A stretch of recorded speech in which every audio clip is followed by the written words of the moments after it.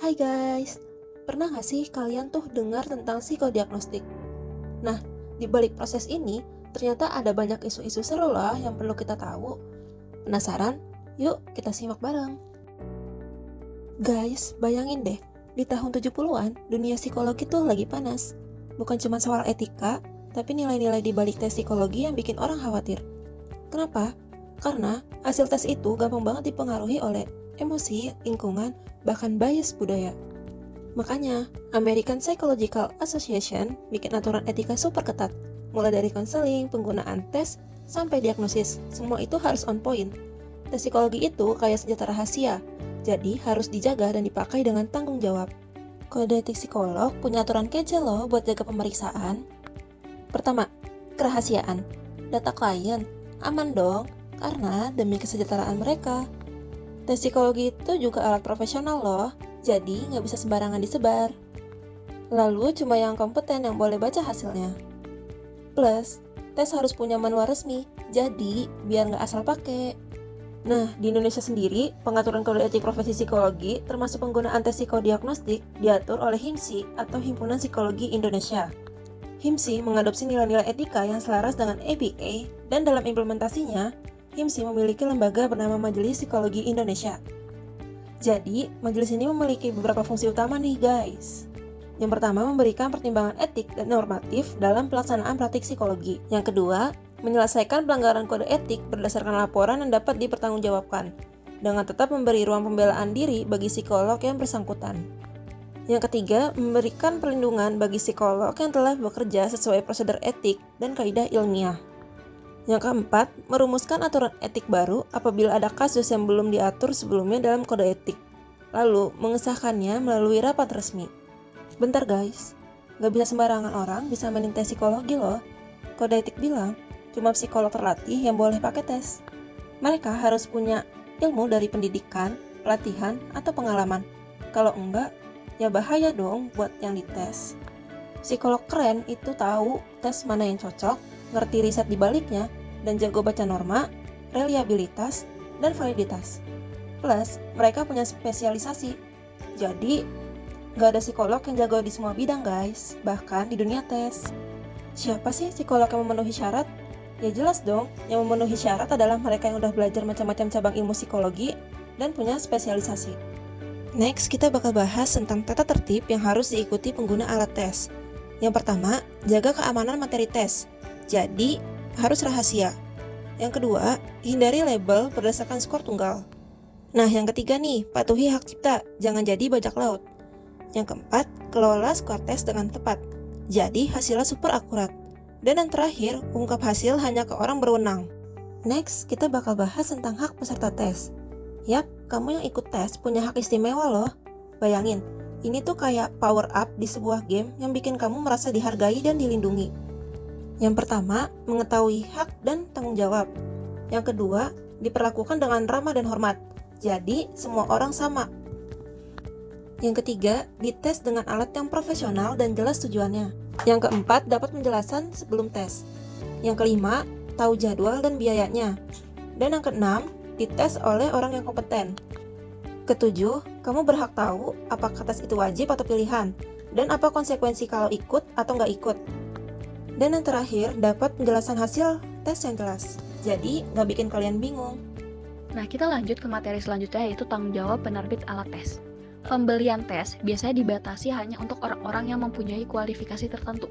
Biasanya, orang dengan gelar master di bidang psikologi atau setara dianggap memenuhi syarat. Beberapa penerbit alat tes mengelompokkan tes mereka ke dalam tingkatan berdasarkan kualifikasi penggunaan, mulai dari tes prestasi pendidikan dan keterampilan kerja, sampai tes kecerdasan kelompok, inventory minat, hingga alat tes klinis, seperti tes kecerdasan individu dan sebagian besar tes kepribadian. Upaya untuk membatasi penyebaran tes mempunyai dua tujuan, yaitu menjaga keamanan materi tes dan mencegah penyalahgunaan tes. Tanggung jawab profesional lainnya dari penerbit dan pembuat tes adalah tidak menjual tes secara terburu-buru untuk dipakai secara umum. Tes yang perlu diamankan karena digunakan untuk keputusan seleksi, penempatan, atau diagnosis seharusnya tidak dipublikasi dalam bentuk apapun di media manapun. Publikasi tes ini bisa membuat tes itu menjadi tidak valid untuk digunakan nantinya. Selain itu, tes sebaiknya tidak dilakukan lewat surat karena tidak bisa mengontrol kondisi tes. Cara ini juga biasanya melibatkan penafsiran skor tes tanpa informasi yang relevan tentang orang yang dites. Kita next ke materi selanjutnya, yaitu kompetensi penggunaan alat tes, yang dimana ini tuh ditentukan oleh tingkat kompleksitas alat tes tersebut. Nah, dari APA sendiri tuh telah mengklasifikasikan nih alat tesnya jadi 3 tingkatan, yaitu level A, level B, dan level C, yang dimana setiap level itu nunjukin nih sejauh mana seseorang tuh harus punya pelatihan, pendidikan, atau pemahaman untuk bisa menggunakan alat tes secara etis dan akurat. Kita masuk ke level A, yaitu level mencakup alat tes yang relatif sederhana, yang dapat diadministrasikan, diskor, dan diinterpretasi hanya dengan mengikuti petunjuk dalam manual. Nah, tes-tes dalam level ini dapat digunakan oleh non-psikolog seperti kepala sekolah atau eksekutif bisnis, asalkan mereka memiliki rasa tanggung jawab profesional. Tapi juga kita punya persyaratan kompetensinya, yaitu lulus sarjana dari universitas terakreditasi atau pelatihan setara, dan juga bisa melalui kursus tingkat lanjut atau di bawah supervisi konsultan yang kompeten. Nah, contohnya itu seperti tes vokasional dan pencapaian akademik. Kita masuk ke level selanjutnya, yaitu level B, yang dimana level B itu mencakup alat tes dengan tingkat kompleksitas yang lebih tinggi. Pengguna harus memiliki pemahaman mendalam tentang prinsip psikometri, karakteristik yang diukur, serta konteks penggunaannya, misalnya di bidang pendidikan, klinis, atau konseling. Nah, tentu di level B juga ada persyaratan kompetensinya, yaitu pendidikan lanjutan dalam bidang testing dari institusi terakreditasi, pelatihan psikometri yang mencakup reliabilitas, validitas, dan konstruksi tes, dan juga pengalaman terkontrol dalam administrasi, scoring, dan interpretasi. Nah, contohnya itu adalah tes inventory kepribadian untuk populasi normal dan juga tes minat bakat. Dan yang terakhir itu ada di level C. Jadi level C itu adalah kategori paling kompleks dan ketat, yang dimana mencakup tes yang membutuhkan keahlian profesional dalam psikologi. Nah, penggunaan tes pada level ini harus pelatihan mendalam dalam administrasi, scoring, dan interpretasi, serta pemahaman substansial tentang teori dan praktik psikologis. Tentu ini juga ada persyaratan kompetensinya, yaitu pendidikan minimal S2 di bidang psikologi atau bidang terkait, juga memiliki lisensi atau sertifikasi sebagai psikolog, dan juga pelatihan profesional dalam bidang khusus seperti psikologi klinis, sekolah, atau pendidikan, atau konseling. Nah, contohnya itu adalah seperti tes proyektif, tes kecerdasan individu, dan tes baterai neuropsikologi.